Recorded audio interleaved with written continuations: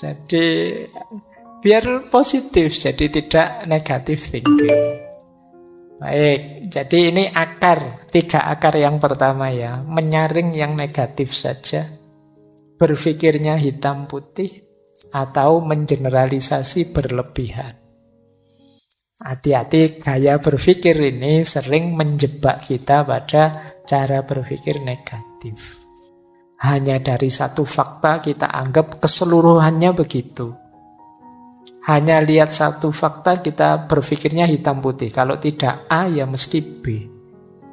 Kalau anak ini nilainya tidak bagus ya pasti dia anak bodoh ini mesti. Padahal mungkin saja semester itu pas nilainya jelek ada peristiwa-peristiwa luar biasa yang dia tidak bisa nilainya bagus. Atau disaring, dipilih yang jeleknya saja.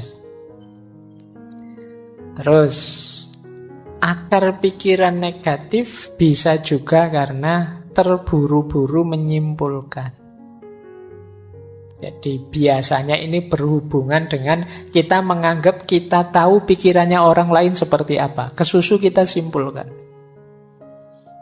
Misalnya kita dapat nilai jelek terus kita simpulkan, mesti dosen itu tidak senang padaku, sentimen itu mesti. Nah ini terburu-buru menyimpulkan. Kita menebak pikirannya orang lain, terus kita simpulkan hanya dari situ saja. Nah, jadi, wah temanku ini mesti marah ini padaku, padahal mungkin saja tidak. Benci dia sekarang mungkin, pacarnya tak ambil loh misalnya.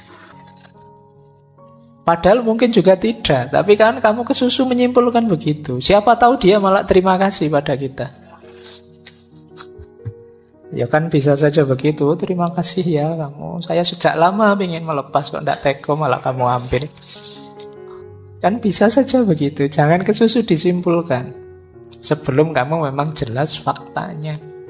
Biasanya kalau mengira-ira seperti ini memang cenderung negatif. Wah mesti dimarahi saya ini. Wah mesti kecewa dia padaku. Wah orang tuaku mesti tidak suka aku begini. Terus kita gelisah sendiri. Padahal pulang beneran ketemu orang tua ya tidak semarah itu. Tidak seperti bayangan kita.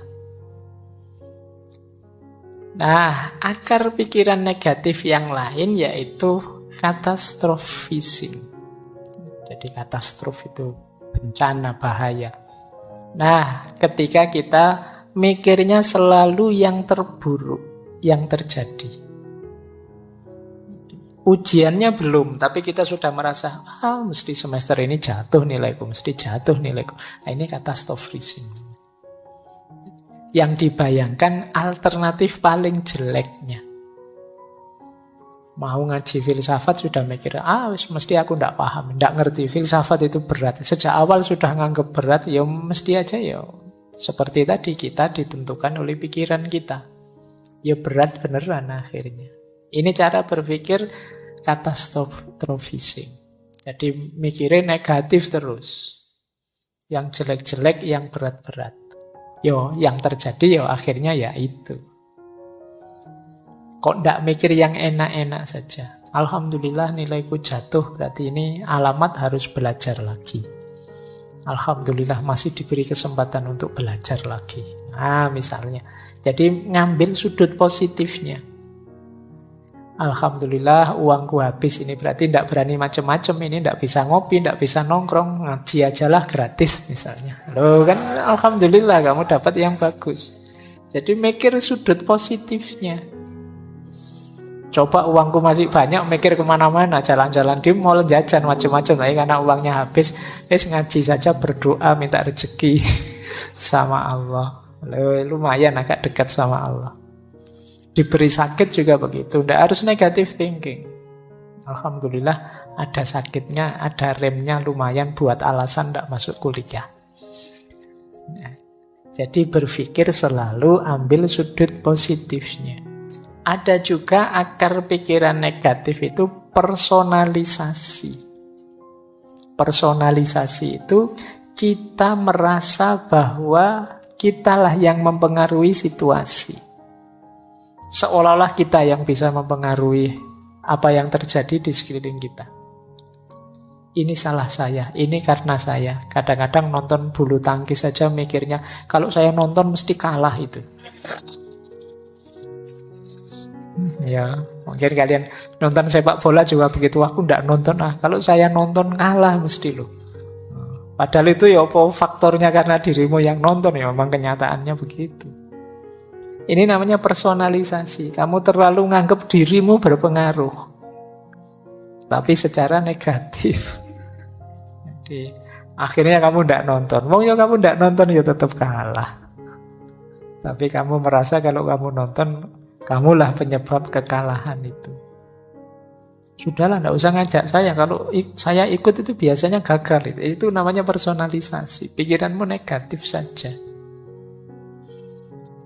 Baik, ada lagi pikiran negatif itu karena itu tadi, salah memahami. Harusnya ini di luar kontrol, kita anggap dalam kontrol kita. Jadi ada kan banyak hal, sering saya bilang, belajar itu usaha kita, pinter atau tidak pinter itu anugerahnya Allah. Kalau ini anugerahnya Allah berarti di luar kuasa kita. Bukan salahmu kalau kamu tidak pinter.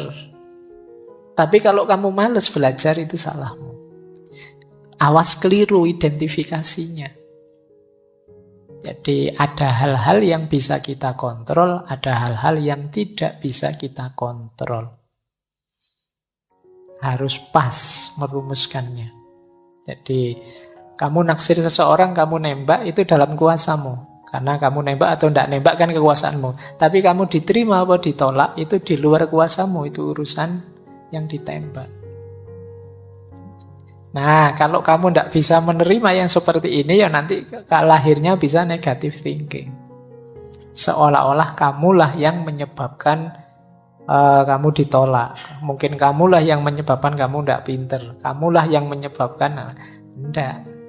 Asal kamu tidak males, ikhtiar sudah maksimal secukupnya, ya hasilnya apapun terimalah. Karena ada hal-hal yang di luar kontrol kita. Sudah nawa itu niat mau berangkat ikut ngaji. Sudah mengeluarkan motor. Kok yontilalah bensinnya habis. Uang ndak ada untuk beli bensin malam hari ini, terus balik lagi.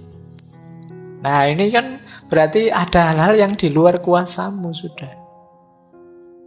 Tidak terbayangkan tadi bensinnya kok pas habis. Nah ini, jadi niat ngaji masih dalam kuasamu, tapi ada terjadi peristiwa-peristiwa di luar kuasamu, ya sudah. Biasanya orang yang berpikir negatif kalau terjadi peristiwa seperti ini, waduh, salah apa aku, dosa apa aku, jangan-jangan kemarin menyakiti hati temanku sampai aku diazab seperti ini ya. Kenapa mikirnya ngono? Biasa saja, memang ada hal-hal yang di luar kontrol kita. Yang penting yang dalam kontrol kita sudah kita jalankan maksimal. Di luar itu ya sudah. Baik, terus ada juga akarnya pikiran negatif itu kita keliru memahami sunnatullah. Jadi misalnya kamu mendapat nilai jelek, terus saya kok dapat nilai jelek ya, tidak apa-apa lah Pak, memang hidup itu memang tidak adil loh Pak. Seolah-olah nilai jelek itu karena hidup yang tidak adil, padahal ya karena kamu males saja. Tapi kamu alasanmu, hidup memang tidak adil kok. Kamu nipu orang terus dipukuli orang terus alasanmu, ya seperti ini hidup Pak, penuh penderitaan. Ya. Kamu mengkhianati pacarmu terus diputus, alasanmu, wah ya memang begitulah cinta, penderitaannya tiada akhir. Oh itu ya polahmu dewe, sekarang sampai putus, sekarang kamu nangis-nangis. Jadi salah memahami sunnatullah tadi. Ini mirip dengan sebelumnya. Ada yang dalam kuasa kita, ada yang di luar kuasa kita. Jadi kita itu sering menjustifikasi kekeliruan kita, kesalahan kita sebagai bagian dari pola hidup atau sunnatullah. Saya itu sebenarnya ingin jadi orang baik loh Pak. Nggak tahu kok takdir membawa saya ke sini. Ayo kamu salahkan takdir membawamu ke situ. Ya kamunya saja memang tidak serius mengarahkan hidupmu ke arah yang baik. Akhirnya kamu terseret ke situ.